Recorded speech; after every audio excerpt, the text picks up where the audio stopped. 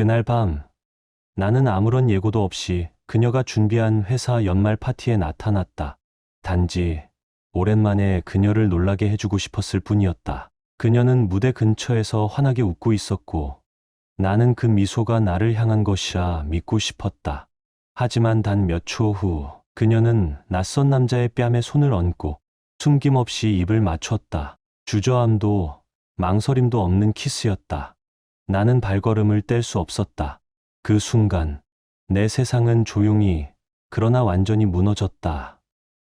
이게 처음이야. 내가 할 수 있었던 말은 단 하나였다.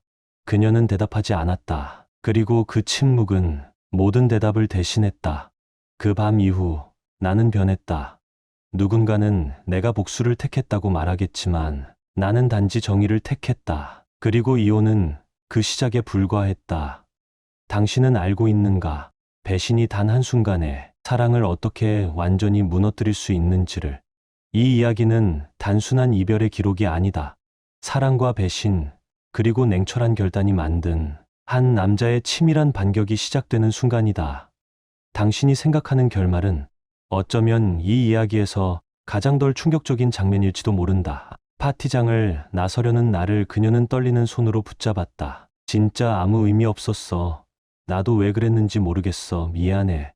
하지만 그 목소리에 담긴 건 죄책감이 아니라 두려움이었다. 그녀는 돌아올 수 없는 선을 넘었다는 걸 알고 있었고, 더 무서운 건 배신당했을 때 내가 어떤 사람인지 알고 있었다는 사실이었다. 나는 소리치지도 않았고 울지도 않았다. 그저 낯선 사람 보듯 그녀를 바라보았다.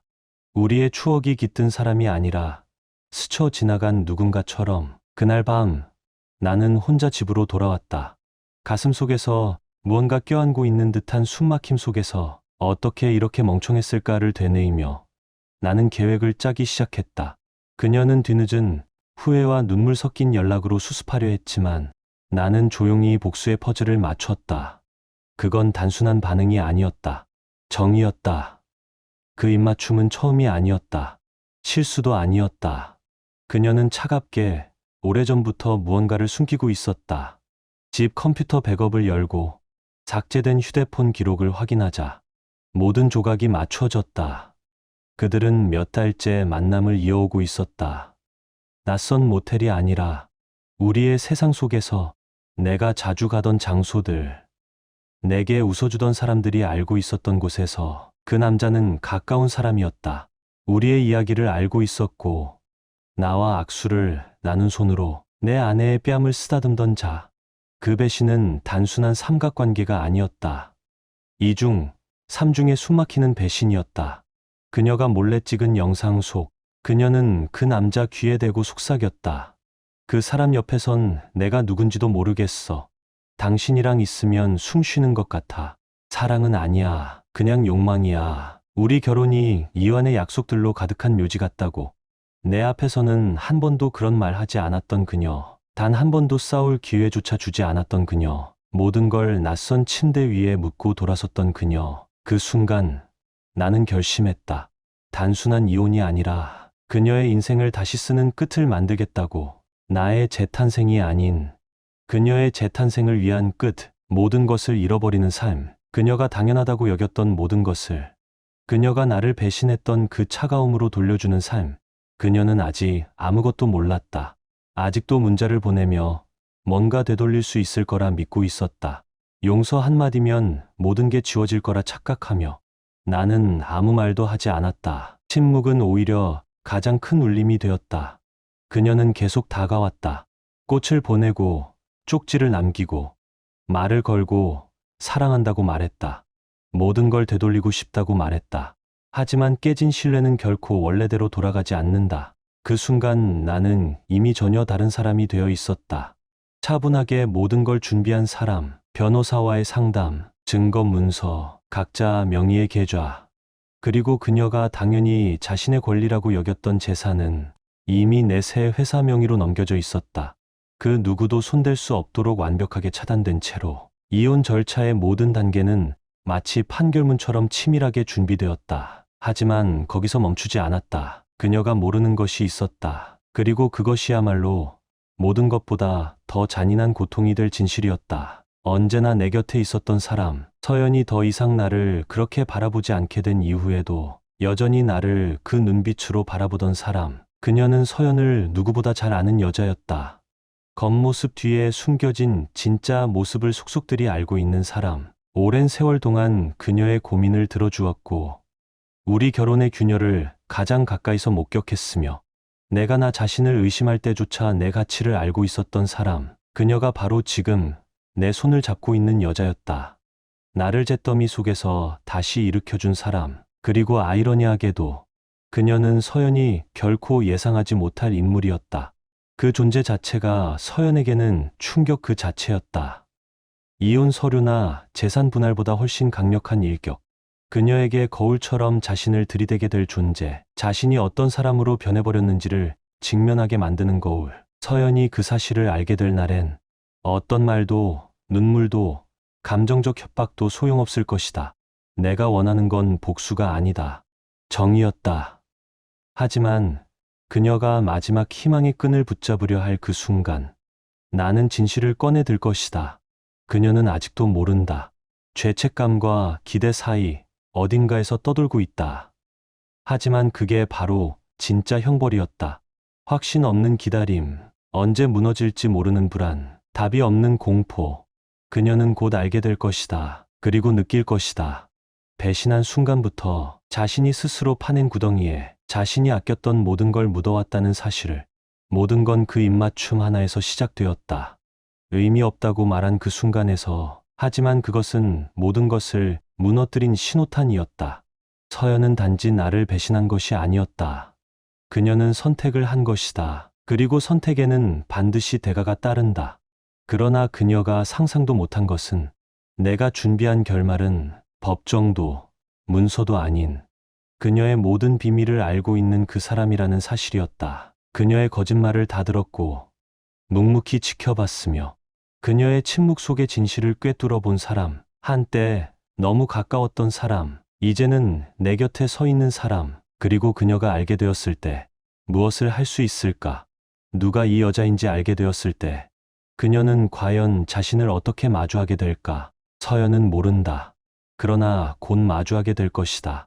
그들의 첫 만남은 잿빛 하늘이 드리운 어느 아침이었다. 시간이 느리게 흘렀고 세상이 잠시 멈춘 듯한 공기 속에서 강남 본사 세미나실, 미지근한 커피와 목에 걸린 명찰, 형식적인 발표와 인위적인 네트워킹 사이에서 민재의 시선이 서연을 스쳤다.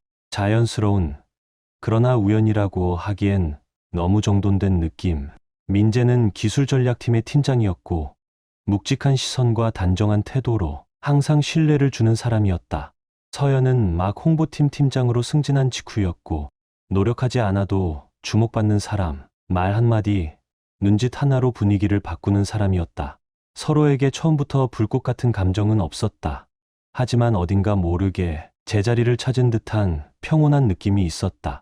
몇 주 만에 그들은 점심시간 동안 깊은 이야기를 나누고 퇴근 후 커피를 마시며 속마음을 털어놓았다. 언제부터인지 주말을 함께 보내고 미래를 얘기하고 말 없이 함께 있어도 편안한 사이가 되어 있었다. 그들은 단순히 함께 있는 것이 아니라 서로에게 집이 되어가고 있었다. 주변 사람들도 곧 알아챘다. 둘이 정말 잘 어울린다는 말이 자주 들려왔고 그 말은 아마 틀리지 않았을 것이다. 민재는 서연의 말을 진심으로 귀 기울여 들었고 서연은 긴장한 순간마다 그의 손을 꼭 잡아주었다. 그런 모습들은 진짜 사랑처럼 보였다. 두 사람은 2년의 안정적인 연애 끝에 결혼을 결심했다. 가까운 가족과 진짜 친구들만 초대한 소박한 예식이었다. 서울 근교의 소규모 예식장. 서연이 직접 고른 전통 장식과 백색 국화로 꾸며진 공간에서 민재는 모든 스케줄과 교통까지 꼼꼼히 챙겼다. 모든 게 차분하고 담백하게 흘렀고 서로 주고받은 눈빛만으로도 말 이상의 감정이 오갔다. 결혼 후 그들은 함께 삶을 쌓아갔다. 서로에 대한 존중과 배려가 바탕이 되는 조용한 약속 아래에서 서울 시내의 중형 아파트, 해질녘이면 마치 수채화처럼 물드는 전망이 있는 집, 벽에 걸린 가족 사진, 책장 한 켠의 시집과 도자기, 구석엔 작은 화분과 도예 작품까지 모두가 둘의 취향이 섞인 흔적이었다. 일요일 아침마다 함께 인테리어 매장을 돌며 커튼 색깔이나 소파 쿠션 무늬를 두고 조곤조곤 이야기하던 기억. 일상은 특별할 것 없었지만 그 속에는 매일의 정성과 마음이 담겨 있었다. 민재는 서연이 좋아하는 방식으로 라떼를 내려주었고, 서연은 그날의 중요한 미팅을 기억해 욕실 거울에 작은 응원 메모를 남겨두곤 했다. 집안일은 서로 눈치 보지 않고 자연스럽게 나눴고, 무엇보다 서로를 믿었다. 적어도 그렇게 믿었다. 서연은 언제나 밝고 사교적인 사람이었다. 회사 복도에서도 웃음과 온기가 느껴지는 사람이었고, 불편한 분위기조차 유연하게 바꿀 줄 아는 능력이 있었다. 민재는 조용하고 분석적인 성격이었다. 말하기 전엔 관찰했고, 행동하기 전엔 생각했다. 두 사람의 차이는 오히려 균형을 이뤘다. 그는 그녀를 진정시켰고, 그녀는 그를 움직이게 했다. 그렇게 둘은 서로를 완성시키는 존재처럼 보였다. 주변 사람들 사이에선 이상적인 부부라는 평도 자주 들려왔다. 다툼이 없진 않았지만 언제나 서로를 듣고 양보했고 다시 만나 안정을 되찾을 줄 알았다. 하지만 오래된 관계는 언제나 계절을 겪는다. 뜨거운 시기도 있었고 지치는 일상도 있었고 말 없는 어색함이 대화로 전환되기까지의 침묵도 있었다. 유산이라는 아픔도 있었다. 잊혀지지는 않았지만 언제나 말없이 덮여 있었던 상처. 서연은 그 후로 한동안 말수가 줄었고 민재는 자신까지 무너질 수 없어 더 일에 매달렸다. 숫자와 보고서 속에서 감정의 혼란을 잠재우려 애썼다. 그 무렵 새로운 시도를 하기로 했다. 서연은 국내 대기업 홍보 프로젝트에 합류했고 출장도 잦아졌고 큰 규모의 행사도 자주 맡게 되었다. 민재는 다른 지역팀을 맡으며 이제는 출장이 일상이 되었고 화상회의와 이동 사이에서 늘 분주했다. 서로의 부재는 상징이 아닌 현실이 되었다. 그럼에도 가능하면 저녁은 함께하려 했고 하루 중간중간 애정 어린 문자를 주고받았지만 무언가 달라지고 있었다. 이름 붙일 수 없는 변화, 자연스러웠던 애정 표현이 이젠 노력처럼 느껴지기 시작했다. 민재는 원래 의심 많은 성격이 아니었다. 서연을 무조건적으로 믿었고 아마 너무 믿었을지도 모른다. 그래서인지 휴대폰을 보고 짓는 잦은 미소, 갑작스러운 회식, 듣도 보도 못한 동료들과의 미팅 이야기가 반복되어도 의심하지 않았다. 서연은 마치 자아를 되찾으려는 사람처럼 변해갔다. 화장을 다시 시작했고 머리를 자르고 토요일마다 러닝 모임에 나가기 시작했다. 민재는 그녀의 변화를 이해하지 못했지만 그래도 웃으며 응원했다. 멀찍이 서 박수만 쳤다. 그리고 그 거리가 어쩌면 모든 의심의 씨앗이 뿌려진 자리였는지도 모른다. 지인들도 그 변화를 눈치챘지만 아무도 말하지 않았다. 왜냐면 그들은 언제나 이 부부가 스스로 잘 해결할 거라 믿었기 때문이다. 서연은 여전히 회사 복도를 밝히는 존재였고 민재는 언제나 차분하고 책임감 있는 조언자였다. 그들이 함께 나타날 때마다 누구나 부러워할 만큼 완벽해 보였다. 하지만 닫힌 문 너머에서는 대화는 짧아졌고 침묵은 길어졌으며 서로를 향한 손길조차 점점 사라지고 있었다. 해마다 회사는 연말 파티를 열었다. 동기부여, 시상식, 네트워킹이 함께하는 대형 행사. 서연은 늘 기획팀의 핵심이었고 이번에도 철저하게 모든 것을 준비했다. 민재는 보통 그런 자리에 얼굴을 잘 비추지 않았다. 그런 자리 자체가 가식처럼 느껴졌기에. 하지만 그해 그는 달랐다. 다시 한번 서연과 연결되고 싶었고 나는 여전히 여기 있다는 걸 보여주고 싶었다. 아무 말 없이 정장을 맞췄고 서연이 몇 달 전 골라준 넥타이를 꺼내 매고 깜짝 등장하기로 했다. 그건 보고 싶다는 그리움에서 비롯된 작은 용기였다. 하지만 그는 몰랐다.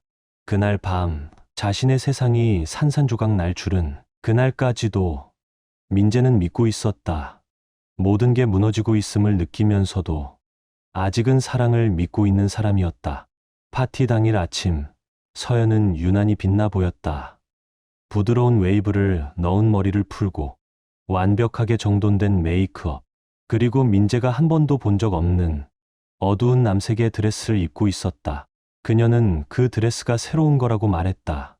몇 주간 열심히 일한 보상처럼 선물 받은 거라며 스치듯 말했지만 민재는 진심으로 칭찬했다. 그녀는 정말 아름다웠다. 하지만 민재는 그 눈빛에서 뭔가를 느꼈다. 익숙하지 않은 빛. 마치 자신이 속하지 않은 어떤 세계를 살아가려는 사람의 표정. 그럼에도 그는 아무 말도 하지 않았다. 늘 하던 대로 잘 다녀와 라고만 말했다. 하지만 이번엔 그 말 뒤에 남아있지 않았다.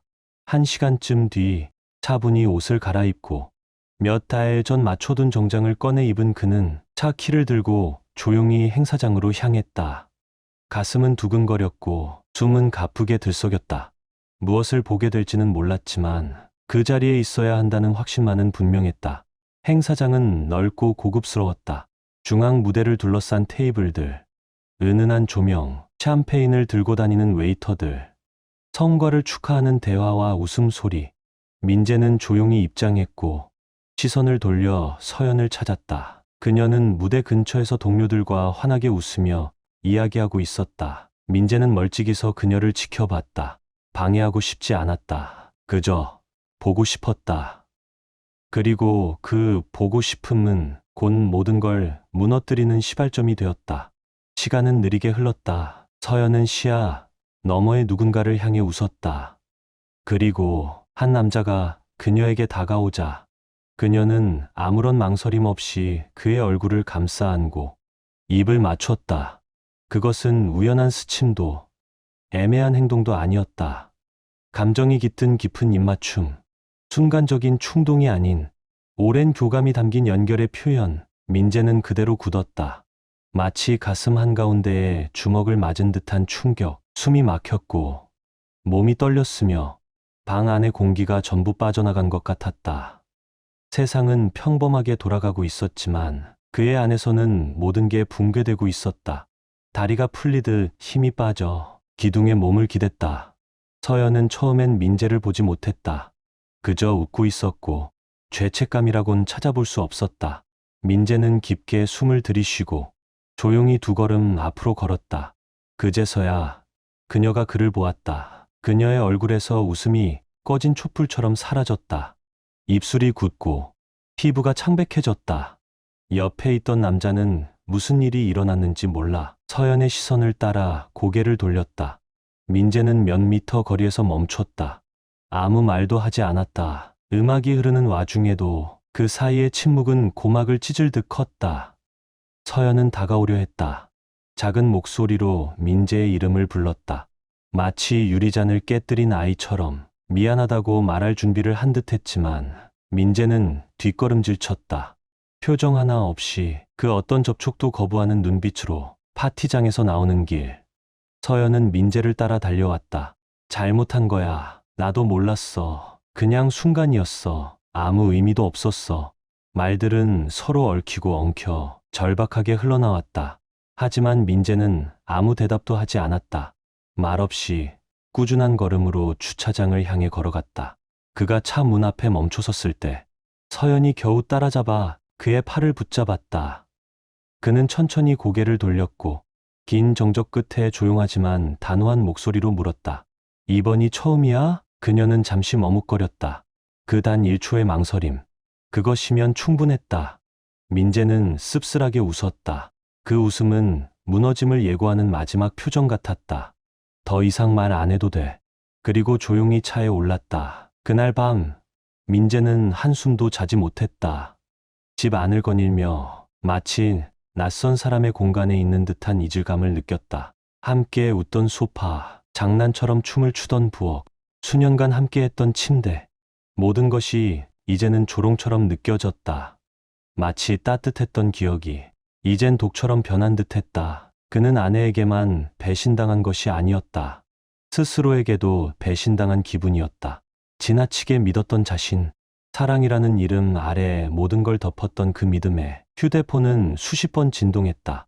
서연의 메시지는 후회, 눈물, 대화 요청, 반복된 변명.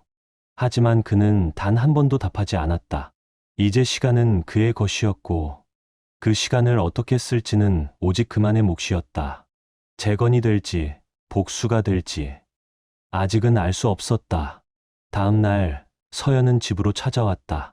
부은 눈, 초라한 옷차림. 10분만 정말 말하고 싶어서 왔어. 민재는 팔짱을 낀 채 서서 그녀의 말을 들었다. 서연은 계속해서 말을 잇고자 했지만 그 문장들은 허공 속으로 녹아들었다. 외로웠어. 무관심한 느낌이 들었고 그게 어떻게 이렇게 된 건지 나도 모르겠어. 그녀의 목소리는 떨렸고 눈물은 흘렀지만 민재는 마치 처음 보는 사람을 마주한 듯한 표정으로 그녀를 바라봤다. 그녀의 말이 끝났을 때 그는 짧게 고개를 끄덕였다. 고마워. 내가 어떤 사람인지 정확히 보여줘서. 그리고 조용히 말했다. 곧 이혼 서류가 도착할 거야. 오늘부로 우리는 더 이상 부부가 아니야. 서연은 무릎을 꿇을 듯 애원했다. 그는 울지도 흔들리지도 않았다. 그녀가 품에 안기려 하자 그는 조용하지만 단호하게 물러섰다. 이제 고통보다 더 큰 게 있어. 그건 존엄이야. 넌 그걸 짓밟았어. 며칠 후 민재는 본격적으로 정리를 시작했다. 계좌 분리, 공동명의 해지, 법률 자문, 계약 검토. 그는 철저히 움직였다. 감정이 폭발할 뻔한 순간에도 흔들리지 않았다. 배신은 끝의 계기였지만 그 자체가 끝은 아니었다. 더 큰 무언가가 있었다. 서연은 아직 모른다. 하지만 곧 알게 될 것이다. 그 무엇보다 더 아프게 만드는 진실을. 그때까지는 그 비밀은 잠시 더 잠겨 있어야 했다. 민재의 삶은 이제 그 이전과 그 이후로 나뉘게 되었다. 이별 후 몇 주간 모든 계획은 외과 수술처럼 정밀하게 진행되었다. 그는 스캔들이 필요 없었다. 누군가의 동정을 원하지도 않았다. 그가 준비한 것은 단순한 결말이 아닌 삶 자체의 재정이었다. 서연은 여전히 연락을 시도했다. 억지로 만든 이유로 통화나 만남을 제안했다. 하지만 민재는 침묵했다. 그 무응답이야말로 그가 다시 자신을 되찾는 방식이었다. 아무 말도, 아무 표정도 없었지만 그 안에는 폭풍이 고요하게 머무르고 있었다. 그날이 올 때까지 이혼은 빠르게 진행되었다. 증거 확보, 변호사 상담, 공동 계좌 동결, 모든 계약 재검토. 서연도 뭔가 평범한 결말이 아님을 느끼고 있었다. 하지만 아무 정보도 얻을 수 없었다. 지인들을 통해 알아보려 했지만 모두 민재의 부탁을 받고 입을 닫았다. 서서히, 그러나 확실하게 그녀는 고립되어 갔다. 그리고 어쩌면 그녀는 이미 느끼고 있었을 것이다. 이것은 단순한 이혼이 아니라 자신이 쌓아온 모든 환상의 종말이라는 걸. 금요일 오후였다. 수년간 함께 살던 그 아파트. 서연은 오랜만에 그 문 앞에 섰다. 옅은 메이크업, 검소한 옷차림, 마치 겸손을 연기하듯. 하지만 그 눈빛에는 무언가 어색한 울림이 있었다. 반성이라기보단 사전에 외운 대본 같았다. 민재는 망설임 없이 문을 열었다. 그녀를 안으로 들였지만 그 공간은 더 이상 그녀의 것이 아니었다. 익숙했던 가구의 배치는 달라졌고 사진은 내려갔으며 모든 물건은 새로운 질서 속에 있었다. 서연이 기억하던 그 집은 사라졌다. 둘은 소파의 양 끝에 앉았다. 공기마저 무거웠지만 민재는 침착했다. 서연이 먼저 입을 열었다. 많이 생각했고 다시 시작해보고 싶다고 말했다. 과거의 잘못을 인정하며 그때의 감정을 아직 믿고 싶다고 했다. 말은 조심스러웠다. 마치 무너진 다리를 다시 있는 줄 위를 걷는 듯한 어휘. 민재는 무표정한 얼굴로 끝까지 들었다. 모든 변명과 희망의 잔재가 소진되길 기다리듯.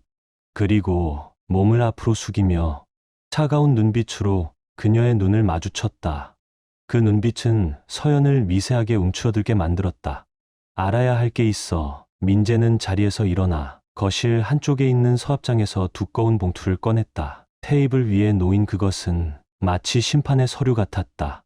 서연은 떨리는 손으로 봉투를 열었다. 복사된 이메일, 사진, 대화 기록, 사업 계약서와 서명까지. 장을 넘길수록 표정은 믿을 수 없다는 놀람으로, 이내 공포로 바뀌었다. 민재는 수술 집도처럼 차분한 목소리로 설명했다. 최근 몇 달간 그는 모든 재산을 구조 조정했다.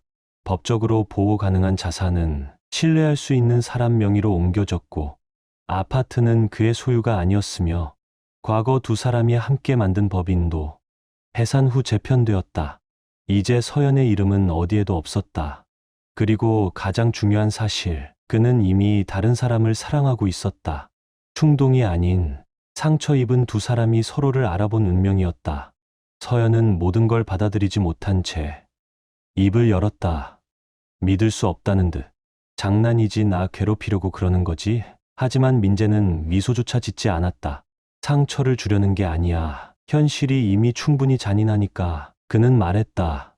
그 사랑은 복수에서 태어난 게 아니라 당신이 남긴 빈자리에서 시작된 거라고. 당신이 거짓을 반복할 때 그녀는 내 곁에서 조용히 지켜봤다고. 당신이 회피할 때 그녀는 내 고통을 이해했다고. 그리고 그 이름, 지은, 서연의 오랜 친구.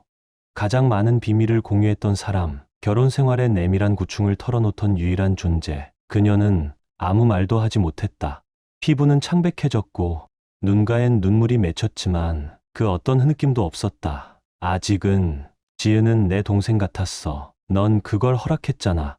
넌 날 능가했어. 더 잔인하게. 민재는 여전히 한결같은 톤으로 말했다. 배신은 이미 내가 먼저 시작했어. 우리가 함께 쌓은 걸 스스로 버렸지. 난 남은 조각으로 삶을 다시 만든 것뿐이야. 그리고 그는 마지막으로 말했다. 난 아무것도 숨기지 않았어. 이제 모든 게 대나처럼 선명해졌을 뿐이야. 서연은 아무 말 없이 자리에서 일어났다. 어딘가 무너진 듯한 걸음으로 민재는 복도를 따라 천천히 걸었다. 자신의 관을 스스로 옮기는 사람처럼 무겁고 조용히. 그리고 문이 닫히는 순간 민재는 안도도 분노도 아닌 깊고 짙고 고요한 침묵을 느꼈다. 그 사랑은 증오로 변한 것이 아니었다. 그저 시간 속에서 사라졌을 뿐이다. 그리고 그 끝에서 그는 예상치 못했던 감정을 마주했다. 이해, 그리고 새로운 시작. 다음 날 아침, 서울은 회색 안개에 잠겼다. 하늘은 무겁게 내려앉았고 세상의 소음마저 눌려있는 듯했다. 모든 것이 정지한 듯. 현실조차 제 역할을 거부하는 듯한 공기. 민재는 새벽녘에 눈을 떴다. 불면도 아니었고 괴로움 때문도 아니었다. 전날 밤 이후로 그에게는 냉정한 명료함이 자리를 잡았다. 진실을 말한 순간 과거와 현재 사이 마지막 다리를 건넌 기분이었다. 그는 조용히 일어나 커피를 내리고 창문을 열어 차가운 공기를 그대로 들여보냈다. 고통이 없는 것이 평화가 아니었다. 이제 더 말할 필요가 없다는 확신이 그 자체가 평화였다. 하지만 마지막으로 정리해야 할 조각이 남아 있었다. 그것은 서연과의 문제가 아니라 지은과의 것이었다. 그는 도시 외곽의 작은 펜션의 만남을 약속했다. 자연으로 둘러싸인 모든 비즈니스와 감정의 소란을 벗어난 곳. 지은은 언제나 그랬듯 정시에 도착했다. 눈빛 속엔 여전히 파괴 후에도 사랑은 존재한다는 것을 일깨우는 고요함이 있었다. 그들의 재회는 환희도 의식도 아니었다. 그저 조용하고 깊은 만남, 말보다 눈빛이 더 많은 걸 이야기하는 시간. 덩굴이 드리운 정자 아래 앉아 멀리선 물 흐르는 소리만이 배경이 되었다. 그들은 오랫동안 아무 말 없이 서로를 바라보았다. 민재가 먼저 입을 열었다. 서연에게 했던 말이 아니라 이제는 피난처가 아닌 시작의 중심으로 지은을 바라보고 싶다는 고백이었다. 그는 전날 서연이 조용히 집을 나섰다고 말했다. 울음도 분노도 없이. 남은 것은 상실인지 해방인지 알 수 없는 침묵뿐이었다고. 지은은 고개를 끄덕이며 잠시 침묵했다. 그리고 조용히 털어놓았다. 그날 밤 서연에게 전화가 왔다고. 그녀의 목소리는 낯설었다. 분노도 비난도 아닌 정신이 멍한 사람처럼 믿기지 않는다는 말들만 파편처럼 흘러나왔다고. 서연은 말했다. 배신당한 기분이야. 넌 내 친구였잖아. 그동안 단 한마디도 하지 않았다는 게 더 미쳐버릴 것 같아. 지은은 대답하지 않았다고 했다. 그 말들이 틀렸기 때문이 아니라 이제 어떤 설명도 변명처럼 들릴 걸 알았기에 나는 아무것도 빼앗으려 하지 않았어. 처음부터 의도한 건 아니었어. 하지만 어느 순간 그 감정은 존재 자체가 되어버렸어. 누군가의 부재 때문이 아니라 그냥 나도 살아있다는 느낌 때문이었어. 그리고 그녀는 속삭였다. 지금은 내가 그 빈자리를 채울 수 있는 사람이 맞는지 모르겠어. 민재는 그녀의 손을 잡았다. 단단히, 조심스럽게, 단단히, 조심스럽게. 약속이나 확신이 필요한 게 아니야. 폐허 위에 또 다른 상처를 짓고 싶지도 않아. 하지만 지금 너와 마주한 이 순간만큼은 내가 온전한 나라는 걸 느껴. 지은은 눈으로 미소 지었다. 그 미소는 어떤 위로보다 진실했다.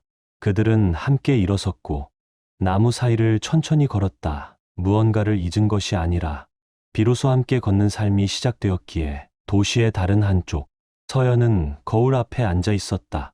거울 속 그녀는 더 이상 자신이 아니었다. 민재의 말은 마음속을 울렸지만 지은의 이름이 그녀를 무너뜨렸다. 지은은 그녀의 이야기를 함께 써온 친구였다. 비밀을 공유했고 고민을 나눴으며 가장 내밀한 감정을 털어놓았던 사람. 그 지은이 이제는 자신이 대체 불가능하다 믿었던 자리에 있었다. 그 사실이 무엇보다 그녀를 무너뜨렸다.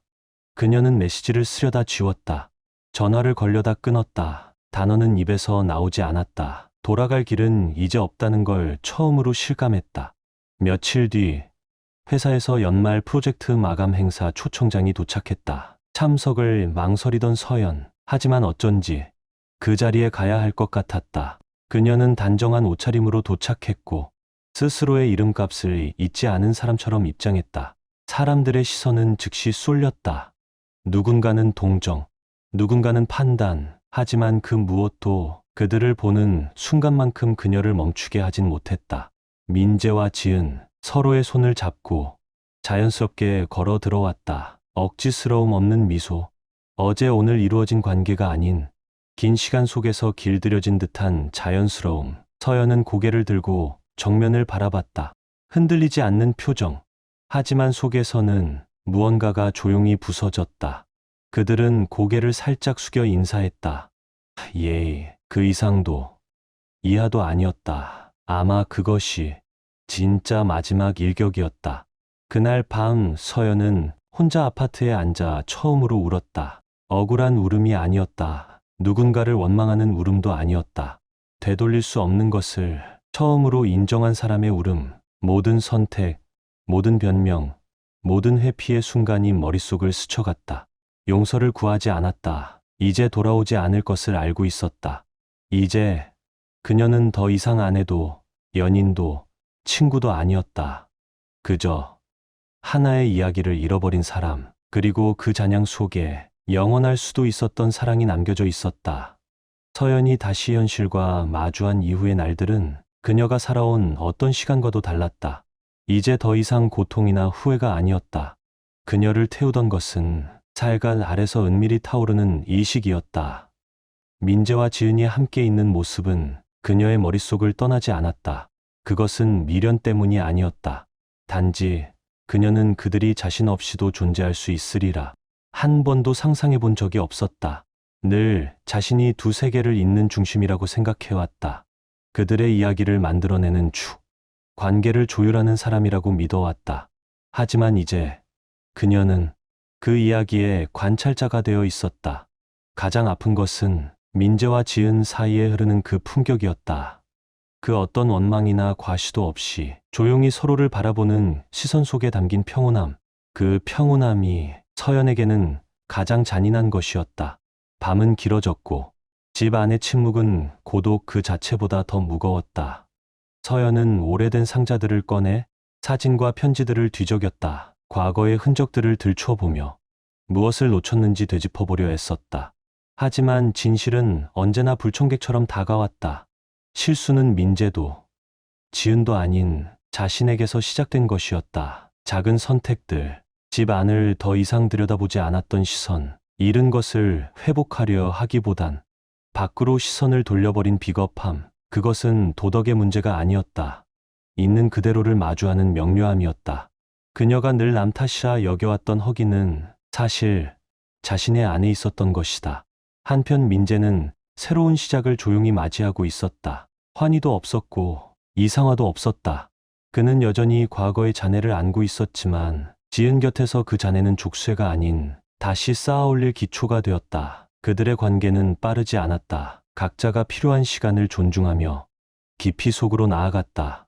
지은은 조심스럽지만 부담스럽지 않았다. 그녀는 침묵조차 듣는 사람이었고 머뭇거림조차 이해하는 사람이었다. 민재는 다시 신뢰하는 법을 배웠다. 타인을 믿는 것이 아니라 자신을 믿는 것부터 다시 시작했다. 조금씩 그는 관계뿐 아니라 자신의 미래, 정체성, 방향까지 다시 그리기 시작했다. 그러나 시간이 모든 것을 해결해 주진 않았다. 회사 내에서 서연이 여러 프로젝트에서 배제되고 결국 외곽 부서로 전환되었다는 소식을 들었을 때 민재는 말은 없었지만 마음속엔 씁쓸함이 밀려왔다. 그는 연락하지 않았다. 누구에게도 말하지 않았다. 하지만 한 가지는 확실했다. 그녀가 한때 자신의 일부였다는 사실만큼은 완전히 지워지지 않았다. 그녀의 몰락을 바라보며 그는 스스로에게 물었다. 나는 복수를 택한 것일까? 아니면 정의를 행한 것일까? 그는 냉정했고 정확했지만 잔인하진 않았다. 그날 밤, 지은은 그의 어깨를 바라보며 말했다. 난 당신이 이런 사람이라서 사랑해요. 누군가의 아픔을 딛고 살아가는 사람은 많지만 그 아픔을 씹어 삼키지 않는 사람은 많지 않거든요. 그녀는 말했다. 민재가 서연을 아직도 생각한다는 걸 알고 있다고. 그것은 미련도 그리움도 아닌 연민이라는 걸. 그리고 그것이 그녀를 약하게 만들지 않는다고. 오히려 더 깊이 사랑하게 만든다고. 민재는 바로 대답하지 않았다. 창가에 서서 도시의 불빛을 한참 바라보다가 말했다. 용서는 아직 모르겠어. 하지만 이제 원망이 내게 필요하지 않다는 건 알겠어. 그 다음 주, 두 사람은 우연히 다시 마주쳤다. 회사 복도의 어느 구석, 서연은 혼자 걷고 있었고 그 표정은 평온하지만 어딘가 지쳐 있었다. 그녀는 민재를 보자 잠시 멈칫했지만 고개를 돌리지 않았다. 민재는 조용히 다가가 2분만 시간을 줄 수 있을까? 라고 말했다. 서연은 고개를 살짝 끄덕였다. 그녀는 사과하지 않았다. 애원하지도 않았다. 고마워요. 그녀는 말했다.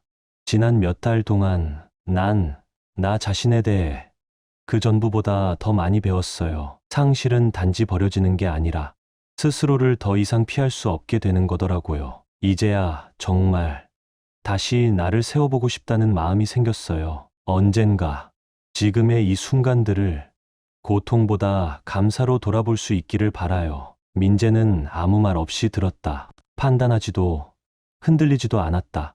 그 순간 무언가가 사라졌다. 사랑은 아니었다. 그건 이미 오래전에 사라졌다. 하지만 부서진 것들이 남긴 무게는 그 짧은 대화 속에서 녹아내렸다. 침묵 속에서 그들은 각자의 끝을 마주했고 서로의 시작을 인정했다.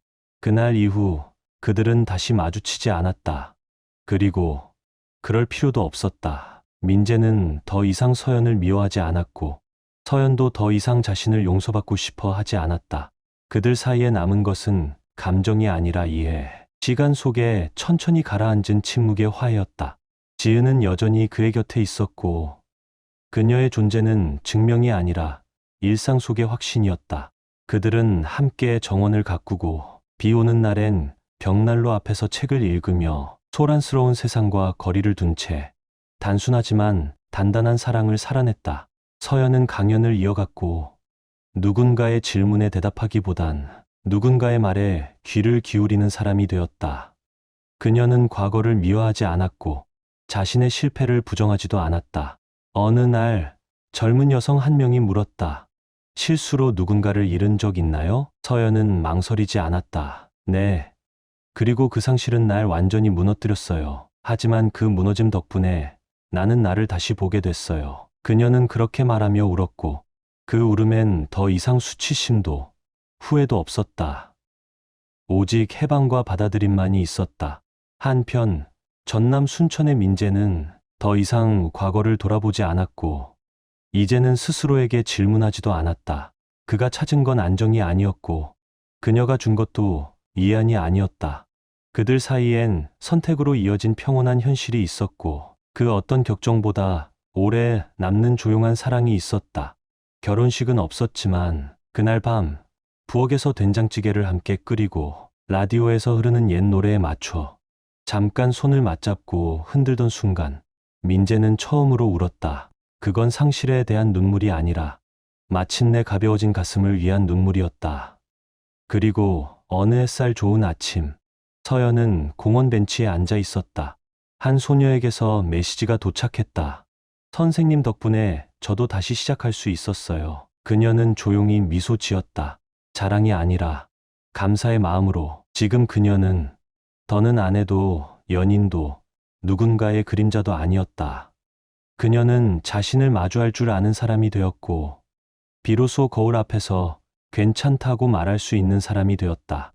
2년 후, 민재는 업무차 한국에 들렀다.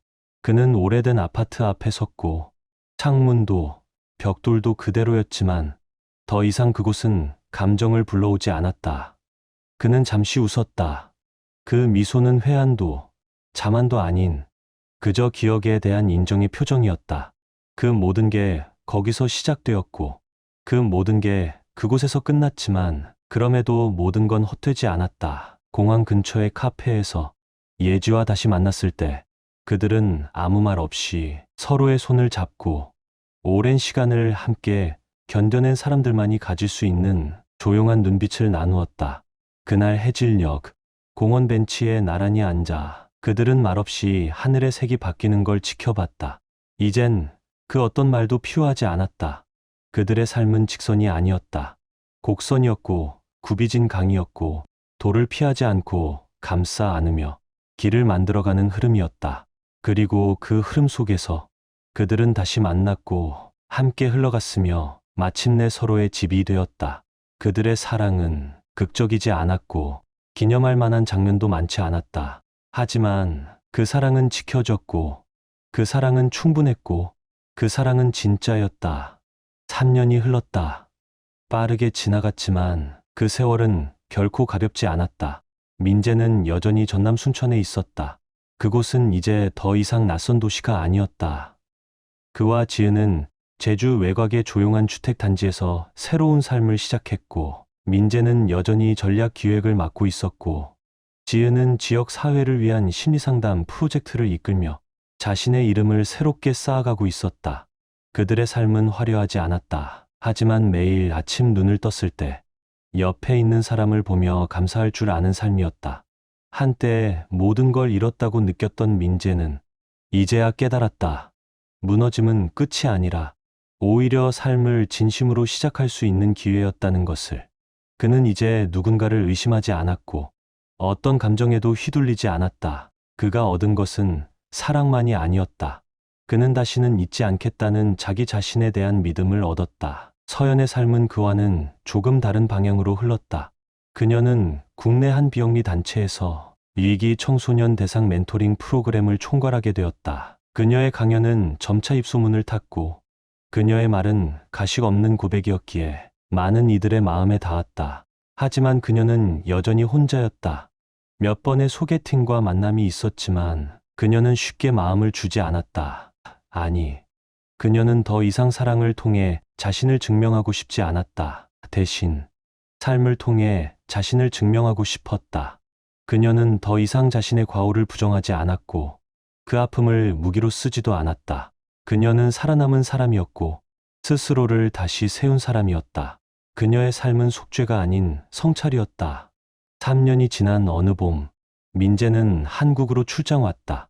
그리고 어느 강연장에서 서연의 이름이 실린 포스터를 우연히 보게 되었다. 잠시 고민 끝에 그는 강연장에 들어섰다. 서연은 무대 위에서 여전히 단정했고 말은 조심스럽되 그 안에는 흔들림 없는 내면의 힘이 있었다. 사랑을 잃는 건 끝이 아닙니다. 그 사랑을 잃고도 자신을 잃지 않았을 때 우리는 비로소 자신을 사랑하는 법을 배우게 됩니다. 그 말은 누구보다 그에게 와닿았다. 그들은 강연이 끝난 뒤 짧게 인사를 나눴다. 그녀는 묻지 않았다. 잘 지내요? 그는 답하지 않았다. 행복하길 바라요. 그 사이엔 어떤 미련도 원망도 없었다. 단지 삶을 견뎌낸 자들의 고요한 연대감이 있었다. 그리고 또 다른 인물. 지금은 잊혀진 이름 정연, 서연과 불륜 관계였던 남자. 그는 그 일 이후 회사에서 징계를 받고 퇴사했으며 명예도, 인간관계도 무너졌다. 그는 다른 지역으로 옮겨 새로운 삶을 시작해보려 했지만 과거는 쉽게 따라붙었고 신뢰는 쉽게 회복되지 않았다. 몇 번의 이직과 실패한 연애, 그리고 끝내 혼자 남았다.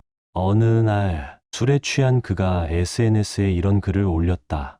사랑이 뭐냐 묻지 마라. 지켜내지 못한 사람에겐 그저 고통뿐이니까. 그는 사라졌고 아무도 그의 소식을 궁금해하지 않았다. 그가 받은 벌은 법적 처벌도 사회적 손가락질도 아니었다. 자기 자신을 더 이상 사랑하지 못하게 된 것. 그것이야말로 가장 무거운 형벌이었다. 민재는 출장 마지막 날, 공항으로 가는 길에 지은에게 영상통화를 걸었다. 그녀는 여전히 잔잔한 미소를 짓고 있었고 화면 속에는 꽃피는 마당과 함께 심은 작은 귤나무가 보였다. 기다릴게. 너무 오래는 말고. 응, 곧 돌아갈게. 통화를 끊고 그는 창밖을 바라봤다. 서울의 고층 빌딩과는 달리 전남 순천의 하늘은 언제나 낮고 따뜻했다. 그리고 그는 알았다.